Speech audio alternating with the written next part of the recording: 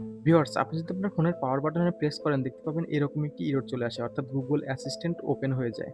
তো এই সমস্যাটি যদি সমাধান করতে চান তাহলে অবশ্যই এই ভিডিওটি আপনার জন্য।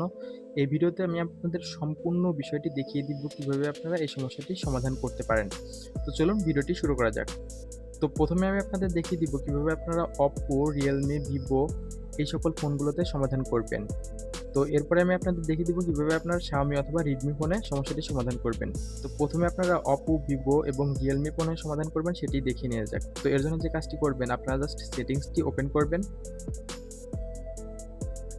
সেটিংসটি ওপেন করার পরে এখানে সার্চ বারের উপরে ক্লিক করে দিবেন। সার্চ বারের উপরে ক্লিক করে দেওয়ার পরে এখানে সার্চ করবেন power button. Just power button লিখে সার্চ করবেন। তো পাওয়ার বাটন লিখে সার্চ করার পরে এখানে দেখতে পাবেন press and hold power button অথবা শুধু পাওয়ার বাটন নামে কোনো অপশন থাকতে পারে। তো জাস্ট শুধু পাওয়ার বাটন থাকলে শুধু পাওয়ার বাটন এবং press and hold power button থাকলে জাস্ট এটার উপরে ক্লিক করে দিবেন। তো এটার উপরে ক্লিক করে দেওয়ার পর এরকম একটি ইন্টারফেস চলে আসবে। এরপর দেখতে পাচ্ছেন এখানে press and hold power button, just এটার উপরে ক্লিক করে দিবেন। তো এখানে দেখতে পাচ্ছেন আপনারা দুটো option power menu and voice assistant. তো আপনারা এখান থেকে পাওয়ার মেনুটি সিলেক্ট করে দিবেন। তো পাওয়ার মেনুটি সিলেক্ট করে দিলে কিন্তু আপনাদের সমস্যাটি সমাধান হয়ে যাবে।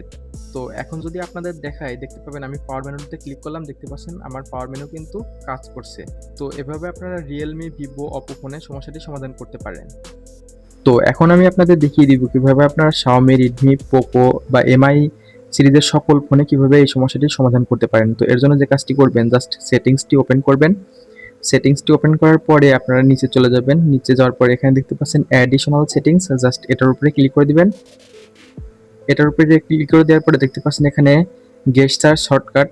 তো আপনারা এই গেস্টার শর্টকাটের উপরে ক্লিক করে দিবেন। এরপরে দেখতে পাচ্ছেন লঞ্চ গুগল অ্যাসিস্ট্যান্ট, জাস্ট এটার উপরে ক্লিক করে দিবেন।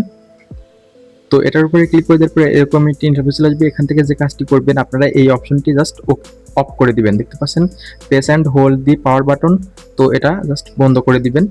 তো এটা বন্ধ করে দিলেই কিন্তু আপনার সমস্যার সমাধান হয়ে যাবে। দেখতে পাচ্ছেন আমি যদি এখন পাওয়ার বাটনের উপরে ক্লিক করি দেখতে পাচ্ছেন পাওয়ার বাটন কিন্তু কাজ করছে। তো এভাবে চাইলে আপনারা সমস্যাটি সমাধান করে নিতে পারেন। তো এ ছিল ভিডিওটি যদি ভালো লেগে থাকে তাহলে অবশ্যই ভিডিওটিতে একটি লাইক করে দিবেন এবং চ্যানেলটি সাবস্ক্রাইব করে দিবেন। ধন্যবাদ।